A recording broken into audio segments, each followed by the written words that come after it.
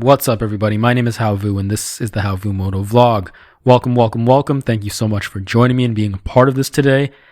I want to make a video about my opinions on why I think that the dual sports and the supermotos are objectively some of the most fun you can have on a motorcycle. I want you guys to understand, especially you new guys, especially you guys who don't even have your license yet, don't even have a motorcycle yet, that motorcycles are very specific tools made and designed for very specific riders and types of riding. And as a new rider, you have no idea. Generally, you have no idea. If you haven't ridden dirt bikes or anything like that, this is just going to be your first venture into this. You really don't know what kind of rider you're going to be. You're generally not even going to know what kind of riding you're going to be doing. So what do you know as a new rider? You know you want to get into motorcycling, hopefully for the right reasons. Hopefully because you want to be fun and free, and not because of ego, not because you think it's going to be cool and you're going to fit in, or because all your friends are telling you to do this, that, and the other. Just stay true to yourself. Stay true to something very pure, like fun or fulfillment or joy, right? Happiness, that's why we're here. We're here to enjoy the ride. Leave all that other nonsense at the door. So I hope that stays with you when you're making your decision. But you can answer, how am I going to be riding this motorcycle? Well, where do you live? What kind of roads are around you? When we're talking about everyday practical riding, not every day are you going to have the opportunity to go out an hour away, right? Unless maybe you don't have a job, maybe you don't have responsibilities, whatever. But, do you have the time? What kind of time are we dedicating to this? Can you be the kind of person that's okay just cruising around town? Maybe if that is within your limits, can you be okay with just doing that? All right? Or do you need to go an hour or 2 hours away? Do you need to take the highway to get where you want to go? Is this purely about saving money? Is this about saving money, maybe cheaper than a car, saving gas, and you're just, going through the city, whatever it is? Just try to have a good idea of how you're going to be riding this motorcycle. Then you can have a better idea of what motorcycle you should get and how much money you really want to put into this. So I'm going to tell you why I think that the supermoto / dual sport platform is the best, objectively the most fun. And I have to start out by saying it's the power to weight ratio and how the bikes are geared, that they're really punchy in that low to mid range. They're not built for maximum top speed. They're not built or have the characteristics to be very comfortable on the highway. But what they do very well is accelerate and just have a blast around town. What do I mean by around town? At reasonable speeds around the city and around town, under 60 miles per hour, you're going to have a lot of fun on this machine because you're going to be able to take it to its limits, and you're going to be opening that throttle, and it's just going to dart back and forth, and it's just going to be so light. Light meaning it's easy to stop and it's easy to go on a bike like this. All right? And you're not scared of a bike like this because you just get on it and it's so light. It's so light. You're not intimidated by the weight. It's thin between your legs. You can straddle it pretty easily. That's what she said. And sitting completely upright with these handlebars that make you very comfortable. Your shoulders are very relaxed. Your back is very relaxed. The key word here is relaxed, guys. Don't ever take that for granted. Relaxed. Okay, your body sends a signal. Your body position and your posture sends a signal to your brain about what is going on, right? So if you spend your days hunched over, that's not a very confident position, right? It sends the message to your body that, you need to be scared or you need to be protective of yourself. Versus if you stand tall and proud and straight, right? Then you have confidence and you can attack whatever you need to do. And it's just like that on the motorcycle. If you are in a position that makes you uncomfortable, or that scares you, or that sends a signal to your body that, something could go wrong here, or, this is a very serious situation because our body is all jammed up like this, right? And it's for the right reasons. It's for the bike's reasons. For the super sport motorcycle in particular, you need to be in that position to ride that motorcycle like it was designed to be ridden on a track at 120 miles per hour, right? To get the maximum wind resistance and, whatever, to just work and be one with that motorcycle. So being very relaxed, if you're having a very upright position, it means that you don't have a care in the world and your body understands that. And that is so important with something like motorcycling. So important for a beginner rider because you're going to have that fear. This is something very new to you, especially if you've never been on a dirt bike before. You've never even been on a bicycle before. I've talked about the bicycle, and some of you might roll your eyes and think that's not relevant, but it's so relevant, guys. I was the kind of kid who every day after school, I would chuck my backpack. That's not true.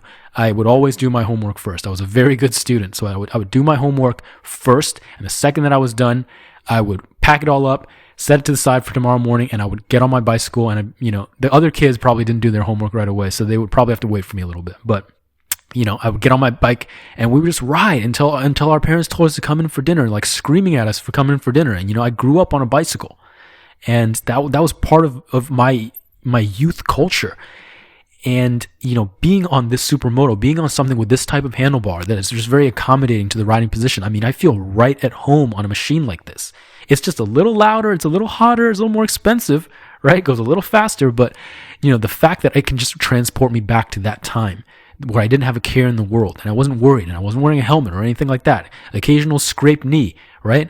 But going fast down the hill and braking and just doing all sorts of crazy stuff, right? Because when I got so comfortable on the bicycle, when it became second nature to me, I was doing, no hands, right? Or I don't know if some of you, you ride and you just cruise for some reason. You put all your weight on one pedal and your whole body is just on the left side of the bike or on the right side of the bike, and you're just being stupid.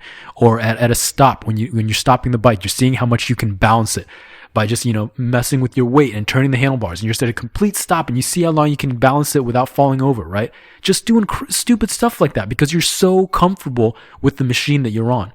And that is exactly why a supermoto or a dual sport bike is so fun, because almost nothing about it is intimidating. It's purely there to serve you, right? Versus a bigger, stronger bike, it doesn't serve you. It's almost the other way around, right? It is not your slave. You are its slave. It is your master. When it's so powerful, it's so unwieldy that you're most likely never going to have the skill or the practice or the time or the balls to tame that beast. Versus something like this, it's so willing and so able so eager to serve you, right? In the city especially, or in the corners especially. It's like, come on, let's go, let's have fun, dude. That's what it feels like. That's the characteristic of a bike like this, versus something so serious that in the back of your mind, even as an experienced rider, even as you get down the clutch, okay, I get the clutch and the brakes, I get it, I know what to do, I can do this without crashing. On a bigger bike, there's always that anxiety in the back of your head because there's so much power, and that you're never going to reach the limits of it. There's always like a condition to this fun. It's like, hey, you can go out and have fun, but you got to be careful because this has 100 horsepower and you could die and it could throw you off. This has so much braking power that if you jam it a little too hard, it's going to throw you off like you're at the rodeo, right? There's a condition there, like, hey, go have fun, honey, but be home by 6:00. But always like but. With the supermotos and the dual sports, there is no but. It's just go out, have a good time with the boys. There's no be back by 10. There's no stop by the store and pick up a carton of milk. There's none of that, right? Especially with the dual sport, when you get the knobby tires. Even then, now there's nowhere that's off limits. Dirt, rocks, whatever, right? So please consider that option, guys. If you live somewhere where that is a possibility for you, the dual sport's going to be your thing. But if you're going to be the city guy, if you're going to be on asphalt, on pavement, you're going to test the limits and you're going to see how fast you can go and how much you can lean the bike over. The supermoto with the street tires. Some people in the comments have talked about, having both setups, the knobby tires and the bigger rims, and you swap them out. If that's your thing, if that's within your reach, I don't see any problem with that. I mean, that would be the best of both worlds in a bike that's already, kind of the best of both worlds. So these are the reasons why I kind of think that objectively these bikes are the most fun, because they're the least intimidating, they're the most comfortable, and quietness is something that a lot of people don't talk about as well. There's something to be said about a quiet experience. It lends itself to the relaxation aspect of it. And if you want to mod it and you make it more powerful, to each his own. Do your thing. But these dual sport bikes, I mean, it's just so fun and you can't deny it. And if you haven't ridden one of these bikes, maybe try to befriend someone who has ridden it before, maybe go on Facebook or something like that and just say, hey, I have my license. I heard from this random guy on YouTube that this might be a fun bike. Let me give you $20 to just test ride this bike. Or here, I'm coming up with my sport bike here. Why don't you test ride mine? Whatever can give you this experience if you haven't had it yet. Because I don't want you to take my word for it and go out there and spend thousands of dollars on a machine because maybe you've ridden a sport bike and that's all you know, or maybe your current bike is all you know. But there's this guy out there on YouTube saying that these are objectively the most fun you can have on a motorcycle, and do it. Go. I encourage you to go have that experience and just see exactly how fun it is and see what you've been missing. When you have such a light bike, a punchy light bike, just go out there and see for yourself. I really encourage you because it's going to be safer. It's going to be cheaper. Oh my God. For full coverage, guys, I'm paying like $20 a month, if that, for full coverage. If anything happens to this motorcycle whatsoever, they're going to pay me out. They're going to take care of it. That peace of mind. On my CBR 600RR, guys, they wanted $160 a month.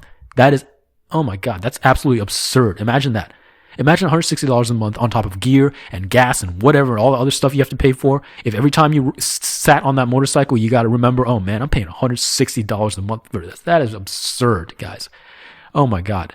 To be able to have this much fun and not be scared at all and be more practical and be covered in case anything happens, to be able to afford the full comprehensive insurance, it's just a no-brainer to me, right? And if you so choose that you need more power, there are more powerful dual sports. There are more powerful supermotos. You'll hear from those guys, especially the true dirt bike guys. I've been watching a lot of videos about adventure and dirt bike and dual sports, and it seems to be the common opinion from experienced riders that, these bikes, that when you start going up to the 450s and the 500s, they're literally double the price. They are $10,000, $11,000 MSRP. You're looking at $12,000 brand new out the door. And, they're going to be more demanding and they're going to be crazy more powerful. And do you get what you pay for? When you could have literally two KLX300s versus just one of these premium big bikes. And sure, they're going to be faster, they're going to be more torquey, but do you really get that much more in terms of your everyday riding, in terms of your joy? Most people seem to think no, just based on what I understand. And and especially you listen to the guys that have owned them both and have them both in their stable. They always tend to gravitate more towards the 300 aspect, and it's such a beautiful thing when experienced riders are kind of preaching this message, this kind of like new age message, like, hey, we don't need this big power. It's cool to have, but it will behoove all our younger generation, the generation coming up into motorcycling, and even getting more people into this sport, into this hobby. It's not this crazy dangerous thing that has to be so expensive and so reckless. You can have a lot of fun on these slow displacement machines. And I'll share a story with you, not quite related to motorcycling, but I had the privilege of traveling to Santorini, Greece, one of those picture perfect Instagram islands of Greece. And I rented an ATV. And, they give you a helmet. There's a little like case in the back so you can keep your crap. I just threw the helmet in the back because they're kind of relaxed on those laws. And I was just cruising through Santorini, this island, and it's like volcanic island, just like 10 out of 10 beauty.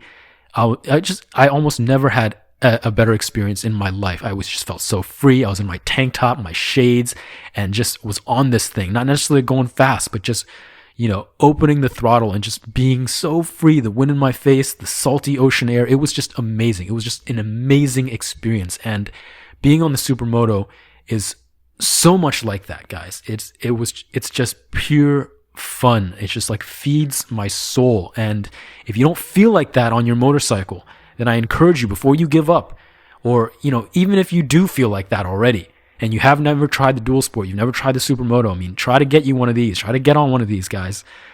Let me know how you feel about this. This is all we got. We have this ride, and we have, this thing we call life. We only get one go around.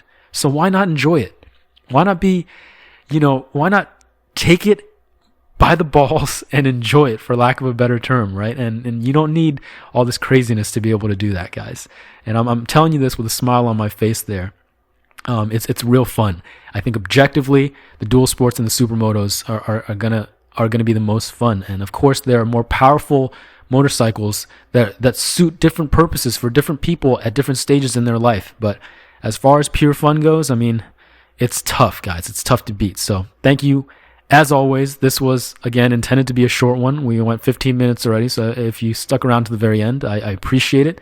I'm sorry about that grabbing life by the balls reference. This video is too good for me to go back and re-record it, so we're going to have to live with that. I apologize if that offends anybody. I don't even really say things like that. But as always, I wish you happiness. I wish you health. I wish you unlimited joy on your motorcycling journey, wherever it may take you. Thank you so much. Bye-bye.